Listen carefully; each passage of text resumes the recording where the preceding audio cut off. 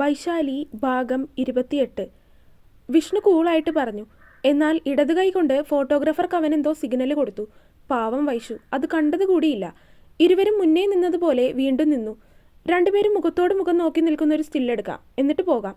Photographer പറഞ്ഞതും വൈശാലിയും വിഷ്ണുവും ഒരുപോലെ സമ്മതിച്ചു. കുളത്തിന്റെ താഴത്തെ പടവിലായി വൈശാലിയും അതിന് തൊട്ടു മുന്നിലുള്ള പടിയിലായി വിഷ്ണുവും നിന്നു. രണ്ടുപേരും ഇപ്പോൾ ഒപ്പത്തിനൊപ്പം മുഖത്തോട് മുഖം നോക്കി നിൽക്കുകയാണ്. വീഡിയോഗ്രാഫർ വീഡിയോ ഓണാക്കിയ സമയത്ത് തന്നെ വിഷ്ണുവിന്റെ ചുണ്ടുകൾ വൈശാലിയുടേതിലേക്ക് അമർന്നിരുന്നു. പെട്ടെന്നായതുകൊണ്ട് തന്നെ അവൾക്കൊന്നും ചെയ്യാനായില്ല. എങ്കിലും ഒരു തവണ അവളൊന്ന് കുതറി നോക്കി.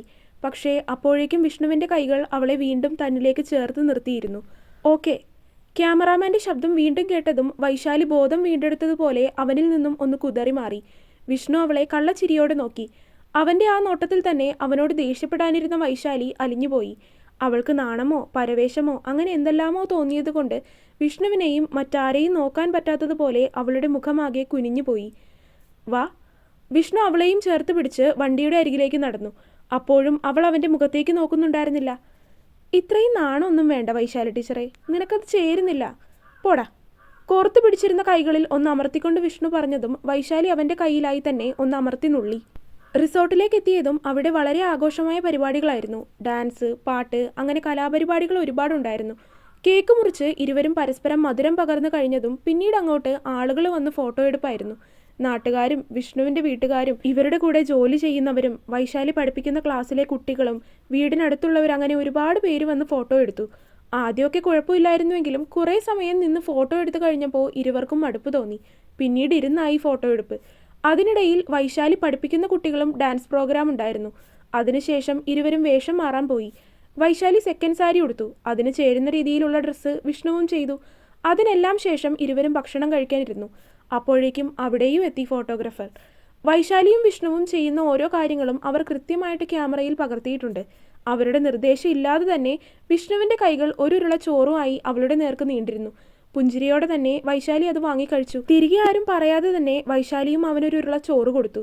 മോനെ, റൊമാൻസ് ഒക്കെ പിന്നെ ആവാം, ഭക്ഷണം കഴിച്ചെഴുന്നേക്ക്, ബാക്കിയുള്ള ആളുകൾക്കൊക്കെ കഴിക്കാനുള്ളതാണ്. അതുവഴി പപ്പടവുമായി നടന്നു പോയ സുധി ഇരുവർക്കും ഒന്ന് കൊട്ടി. വിഷ്ണു നല്ല മൂഡിലായതുകൊണ്ട് സുധിയുടെ നല്ല സമയം ആയതുകൊണ്ടും വിഷ്ണു തിരികെ ഒന്നും പറഞ്ഞില്ല. അല്ലെങ്കിൽ ചിലപ്പോൾ അതൊരു പൂരപ്പറമ്പായേനെ. സന്തോഷത്തോടെ കടന്നുപോയ സമയങ്ങൾ. ജീവിതത്തിൽ എന്നും ഓർക്കാൻ ആഗ്രഹിക്കുന്ന മുഹൂർത്തങ്ങളായിരുന്നു ഇരുവർക്കും അത്. വൈശാലിക്ക് അത്രയും ആളുകളായിട്ട് ഇടപഴകുന്നത് തന്നെ ആദ്യത്തെ അനുഭവമായിരുന്നു. അങ്ങനെ അധികം ആളുകളോട് സംസാരിക്കാത്ത ആളാണല്ലോ വൈശാലി. വിഷ്ണു ആണെങ്കിൽ അതിന് നേരെ തിരിച്ചും. ശരിക്കും വിഷ്ണു എന്നത് വൈശാലിക്ക് കണ്ട നാൾ മുതൽ ഒരു അത്ഭുതമാണ്. ശരിക്കും ഒരു മായാജാലക്കാരനെ പോലെ. ഭക്ഷണം കഴിച്ചു കഴിഞ്ഞ് വീണ്ടും ഫോട്ടോ എടുപ്പ് തുടർന്നു. വിഷ്ണുവിന്റെ പരിചയത്തിലുള്ളവരാണ് അധികവും. അവരെ എല്ലാവരെയും വിഷ്ണു അവൾക്ക് പരിചയപ്പെടുത്തി കൊടുക്കുന്നുണ്ട്. എല്ലാവരുടെയും ഒന്നും ഓർമ്മ കിട്ടില്ലെങ്കിലും വൈശാലി എല്ലാവരോടും ചിരിയോടെ തന്നെ സംസാരിച്ചു. സാധാരണ ഇങ്ങനെയൊക്കെ ആകുമ്പോൾ വൈശാലിക്ക് ഒരുതരം മടുപ്പ് തോന്നുന്നതാണ്.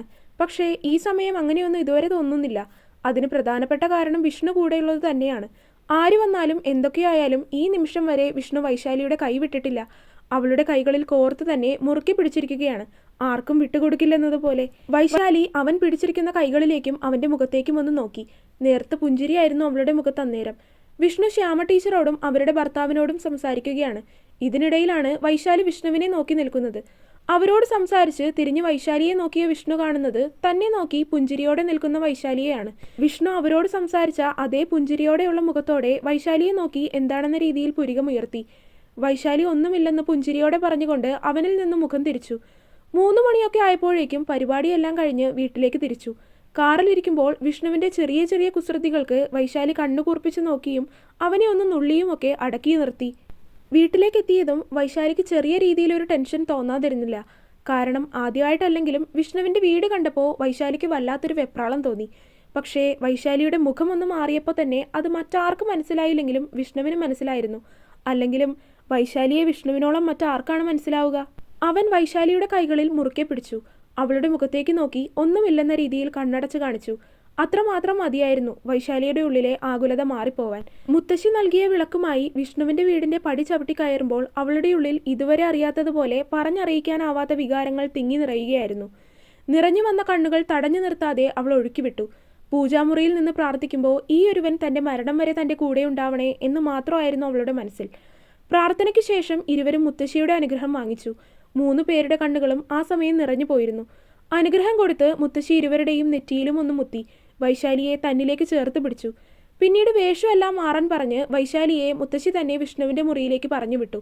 വിഷ്ണുവിനെ ഒന്ന് നോക്കിക്കൊണ്ട് വൈശാലി മുകളിലേക്ക് നടന്നു. ഞാനും പോയി ഫ്രഷായിട്ട് വരാം. വൈശാലി മുകളിലേക്ക് എത്തിയതും അധികം വൈകാതെ മുത്തശ്ശിയോടായി പറഞ്ഞ് വിഷ്ണുവും മുകളിലേക്ക് നടന്നു. അല്ല, ഓടി. അതിന് പിന്നിൽ നിന്നുള്ള കളിയാക്കലുകൾ വിഷ്ണു കേട്ടില്ലെന്ന് നടിച്ചു. ഇതൊക്കെ ഞാൻ കുറെ കണ്ടതാണ്, എനിക്കിതൊന്നും പുത്തരിയല്ല എന്നൊരു ഭാവമായിരുന്നു അന്നേരം അവന്. വൈശാലി അകത്തേക്ക് കയറി ആദ്യം തന്നെ സ്വയം ഒന്ന് കണ്ണാടിയിൽ നോക്കി. നെറ്റിയിലെ സിന്ദൂരം, കഴുത്തിലെ താലി എല്ലാം ചേർത്ത് വല്ലാത്തൊരു അഴക് തോന്നി അവൾക്ക്. ഇന്നുവരെ തന്നിൽ കണ്ടിട്ടില്ലാത്തൊരു ചേല്. വൈശാലി പുഞ്ചിരിച്ചു. അതിൽ നാണത്തിന്റെ അംശം ഉണ്ടായിരുന്നു എന്നത് അവളുടെ കവിളുകൾ ചുവന്നു വന്നപ്പോൾ മാത്രമാണ് അവൾക്ക് തിരിച്ചറിയാനായത്. വാതിലിൽ ആരോ വന്ന് തട്ടിയ ശബ്ദം കേട്ടാണ് വൈശാലി കണ്ണാടിയിൽ നിന്നും നോട്ടം മാറ്റിയത്. അവൾ വെപ്രാളത്തോടെ വാതിൽക്കലേക്ക് നോക്കി. ലോക്കാണ്. വീണ്ടും തട്ടുന്നത് കേട്ടതും വൈശാലി വാതിൽ തുറക്കാനൊരുങ്ങി. തന്നെ സഹായിക്കാൻ വേണ്ടി മുത്തശ്ശി പറഞ്ഞിട്ട് ആരെങ്കിലും വന്നതാകുമെന്ന ചിന്തയിലാണ് അവൾ വാതിൽ തുറന്നത്. എന്നാൽ വാതിൽ തുറന്നതും മുന്നിൽ ചിരിയോടെ നിൽക്കുന്ന വിഷ്ണുവിനെ കണ്ട് വൈശാലിയുടെ ഉള്ളിൽ ഒരു ആളലുയർന്നു. ഒരുതരം വെപ്രാളം പോലെ. ഞാനൊന്ന് ഫ്രഷ് ആവട്ടെ. വൈശാലിയുടെ അന്തിച്ചുള്ള നോട്ടം ഗൗനിക്കാതെ വിഷ്ണു അവളെ മറികടന്ന് അകത്തേക്ക് കയറി. അവന്റെ ആ പെരുമാറ്റം അവളിൽ ചെറിയൊരു ആശ്വാസം വരുത്തി. വിഷ്ണു എങ്കിലേ ഈ റൂമിൽ ഫ്രഷ് ആയിക്കോ, ഞാനെങ്കിലും അപ്പുറത്തെ റൂമിൽ പോയി ഫ്രഷ് ആയിട്ട് വരാം. അവനോടായി പറഞ്ഞ് വൈശാലി മാറിയെടുക്കാനുള്ള ഡ്രസ്സുമായിട്ട് പുറത്തേക്ക് നടക്കാനൊരുങ്ങി. മാഡം ഒന്നവിടെ നിന്നേ. മുന്നിലേക്ക് നടന്ന വൈശാലിയെ പിടിച്ചു നിർത്താൻ പാകത്തിനുള്ള ശബ്ദത്തിലുള്ള വിഷ്ണുവിന്റെ ശബ്ദം. അങ്ങനെ തന്നെ അവിടെ നിന്നു വൈശാലി. തന്റെ അടുത്തേക്ക് നടന്നു വരുന്നവന്റെ കാലൊച്ച അവൾ ആ സമയം കേട്ടു. അത് കേട്ടതും അവളുടെ നെഞ്ചിടിപ്പൊന്ന് ഉയർന്നുപോയി. എന്നാൽ തന്നെ മറികടന്ന് വിഷ്ണു മുന്നിലേക്ക് നടന്നതും വൈശാലി അവനെ നോക്കി. മറ്റൊന്നുമല്ല, വിഷ്ണു നേരെ പോയി വാതിൽ അങ്ങോട്ട് അകത്തു നിന്ന് ലോക്ക് ചെയ്തു. ശേഷം അതിനു മുന്നിൽ കൈകെട്ടി നിന്നു. വൈശാലി അവനെ നോക്കി നിന്നു. അവന്റെ അടുത്ത നീക്കം എന്താവുമെന്ന് വൈശാലിക്ക് പോലും പറയാനാവില്ല. കുറുക്കന്റെ ബുദ്ധിയാണവന്. വൈശാലി അങ്ങനെ ചിന്തിക്കാതിരുന്നില്ല. വിഷ്ണു തനിക്കരികിലേക്ക് നടന്നു വരുന്നത് കണ്ടുവെങ്കിലും നിന്നിടത്ത് നിന്ന് വൈശാലി ഒരടി പോലും അനങ്ങിയില്ല. അവളുടെ അടുത്തേക്ക് വന്ന് അവൻ അവളിലേക്ക് അല്പം ചേർന്ന് നിന്നു. വൈശാലിയുടെ കയ്യിൽ നിന്ന് ഡ്രസ്സെല്ലാം വാങ്ങി വിഷ്ണു കട്ടിലിലേക്ക് തന്നെ വെച്ചു. കുറച്ചു സമയം അവൻ അവളെ തന്നെ ഒന്ന് നോക്കി നിന്നു. പിന്നീട് അല്പസമയം പോലും പാഴാക്കാതെ വിഷ്ണു അവളെ ഇറുക്കി കെട്ടിപ്പിടിച്ചിരുന്നു. എന്നാൽ അവന്റെ കൈകളിലും മുറുക്കം വൈശാലിയുടെ കൈകൾക്കായിരുന്നു. ആദ്യമായിട്ടെന്നതുപോലെ ഇരുവരും ആഞ്ഞു പുണർന്നു. ചേർത്ത് പിടിച്ചിട്ടും മതി വരാത്തതുപോലെ. അവളെ പുണർന്നുകൊണ്ട് അവൻ അവളുടെ കഴുത്തിലേക്ക് മുഖം അമർത്തി വെച്ചു. കഴുത്തിലൊരു നനവ് പടർന്നപ്പോഴാണ് അവൻ കരയുകയാണെന്നവൾക്ക് മനസ്സിലായത്. അവളുടെ കണ്ണുകളും ഈറനായി. അവനെ ആശ്വസിപ്പിക്കണമെന്നുണ്ട്, എങ്കിലും അതിന് കഴിയാത്തൊരവസ്ഥ. അങ്ങനെ തന്നെ നിന്നുപോയി വൈശാലി. അവളുടെ കണ്ണുകളും നിറഞ്ഞു തുളുമ്പി. ഈ ജീവിതത്തിൽ ഓർമ്മ വെച്ചതിന് ശേഷം താൻ ഏറ്റവും കൂടുതൽ ആഗ്രഹിച്ച കാര്യം ഇന്ന് തനിക്ക് സ്വന്തമായിരിക്കുന്നു. ആ ഓർമ്മയിൽ വൈശാലി ഒന്ന് ഏങ്ങിപ്പോയി. വിഷ്ണു അവളിൽ നിന്ന് മുഖം മാറ്റി. ഇരുവരും കരയുക തന്നെയായിരുന്നു. വിഷ്ണു അവളെ ചേർത്ത് പിടിച്ച് നെറ്റിയിൽ അമർത്തി ചുംബിച്ചു. അതിൽ നിറഞ്ഞു നിന്നത് അവളോടുള്ള അവന്റെ അടങ്ങാത്ത പ്രണയമായിരുന്നു. ഭ്രാന്തമായ ഇഷ്ടമായിരുന്നു. ആ ഓർമ്മയിൽ വൈശാലി ഒന്ന് തേങ്ങിപ്പോയി. വിഷ്ണുവിന്റെ ചുണ്ടുകൾ അവളുടെ നെറ്റിയിൽ വീണ്ടും വീണ്ടും അമർന്നുകൊണ്ടിരുന്നു. ഇരുവരുടെയും കണ്ണുകൾ നിറഞ്ഞൊഴുകി. ഇരുവരും വീണ്ടും പുണർന്നു നിന്നു. ഒരിക്കലും ഈ നിമിഷം നടക്കുമെന്ന് രണ്ടുപേരും സ്വപ്നത്തിൽ പോലും കരുതിയിട്ടില്ല. അങ്ങനെയുള്ളപ്പോൾ ഇത് രണ്ടുപേർക്കും അത്ഭുതം നിറക്കുന്ന കാര്യം തന്നെയാണ്. ഹാപ്പിയാണോ നീ? വിഷ്ണുവിന്റെ നെഞ്ചിലേക്ക് ചാരി നിന്ന് വൈശാലി ചോദിച്ചു. അപ്പോഴും കരഞ്ഞതിന്റെ ബാക്കിയായി അവളുടെ ശബ്ദം ഒന്ന് അടഞ്ഞിട്ടുണ്ട്. വിഷ്ണു അവളുടെ നെറുകയിൽ ഒന്ന് നുകർന്നു. അവൾ അവനിലേക്ക് ഒന്നുകൂടി ചേർന്ന് നിന്നു. സമയം കുറച്ചുകൂടി കടന്നുപോയതും ഇരുവരും വിട്ടുമാറി. വിഷ്ണുവിൽ നിന്ന് അകന്നു മാറിയ വൈശാലിയെ അവൻ വീണ്ടും തന്നിലേക്ക് അടക്കി പിടിച്ചു. ഇനിയും മതി വരാത്തതുപോലെ. പോകണ്ട, നമുക്കിങ്ങനെ നിൽക്കാം, നല്ല രസമുണ്ട്. പോടാ, താഴെ എല്ലാവരും അന്വേഷിക്കും. ഫ്രഷ് ആവാൻ വേണ്ടി വന്നതാണിങ്ങോട്ട്, അത് മറന്നു പോകണ്ട. വൈശാലി അവൻ്റെ വയറിലൊന്ന് കുത്തി. നീ എന്തിനാ അപ്പുറത്തെ റൂമിൽ പോയി ഫ്രഷ് ആവാന്ന് പറഞ്ഞത്? ഇവിടെ ഫ്രഷ് ആയാലെന്താ? അപ്പോഴേക്കും എന്തോ ഓർത്തതുപോലെ വിഷ്ണു അവളെ കൂർപ്പിച്ച് നോക്കിക്കൊണ്ട് ചോദിച്ചു. നീ ഇവിടെ കുളിക്കാൻ പോവല്ലേ? അപ്പം ഞാൻ കരുതി അപ്പുറത്തെ റൂമിൽ പോയി കുളിക്കാമെന്ന്. വെറുതെ സമയം കളയണ്ടല്ലോ. എന്തിന്? ഇനി മുതൽ നീ ഇവിടെയാണ് കിടക്കാൻ പോകുന്നത്. അപ്പോൾ ഇവിടെ കുളിക്കേണ്ടി വരും. അങ്ങനെയാകുമ്പോൾ അത് ഇന്ന് തന്നെ അങ്ങോട്ട് ശീലാവട്ടെ. പിന്നെ നിനക്ക് തിരക്കുണ്ടെന്നാണെങ്കിൽ വേണമെങ്കിൽ നമുക്ക് ഒരുമിച്ച് കുളിക്കാം.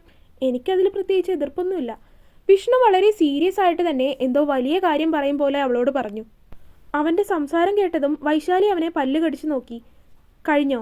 കഴിഞ്ഞെങ്കിൽ ഇനി കുറച്ചു നേരം ആ വായിക്ക് കുറച്ച് റെസ്റ്റ് കൊടുക്ക്. ഞാൻ പോയി കുളിക്കട്ടെ.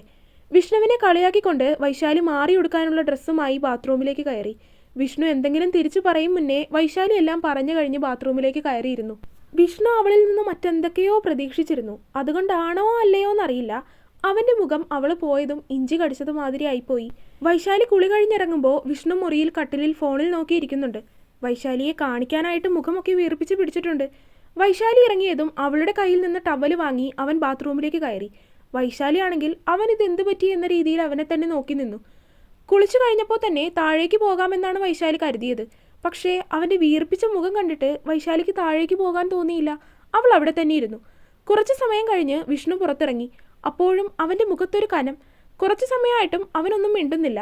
മുണ്ടൊക്കെ ഉടുത്ത് ഷർട്ടൊക്കെ ഇട്ട് മുടി ചീകുന്ന തിരക്കിലാണ്. ഇത്ര നേരം അത്രയും അവൻ വൈശാലിയോടൊന്നും മിണ്ടിയിട്ടുമില്ല. തുടരും. അപ്പോൾ വീഡിയോ കണ്ടവരെല്ലാവരും വീഡിയോ ലൈക്ക് ചെയ്യുക. നിങ്ങളുടെ അഭിപ്രായങ്ങൾ എന്തായാലും അത് കമൻറ്റായിട്ട് അറിയിക്കുക. ചാനൽ സബ്സ്ക്രൈബ് ചെയ്യാത്തവരുണ്ടെങ്കിൽ സബ്സ്ക്രൈബ് ചെയ്യുക. അടുത്ത പാർട്ടായിട്ട് നാളെ വരാം കേട്ടോ. ബൈ.